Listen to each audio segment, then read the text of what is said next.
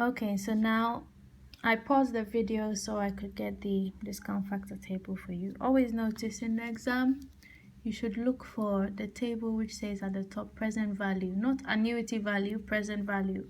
So discount factor of 10. And then we know for project X, it spans over 4 years. So we would get the discount factors, which will be year 0 is 1, then 0.909, then you put all the values there for the corresponding years.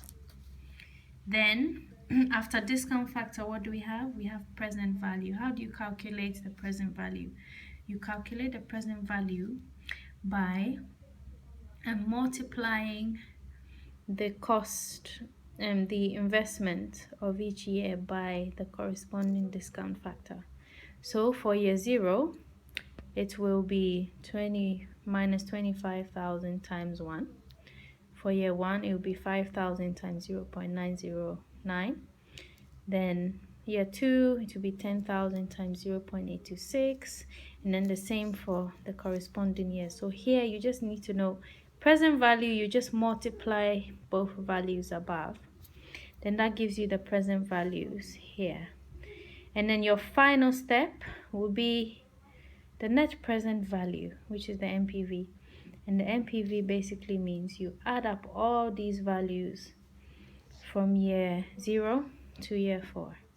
So you start, and always remember the first value is always minus because that's how much you invested into the project. So you'd sum all of them up, and then if you look, that should give you the value here, which is 12,730.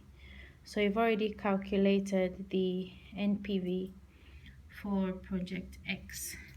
Now you do the same for project Y. So I don't have project Y worked out in front of me, but it'll be the same. So you'd look at the question. So it will be, you have your year 0, 1, 2. Oh, notice that project Y is only, it goes up to year 3. So your first column will be year, so 0, 1, 2, 3.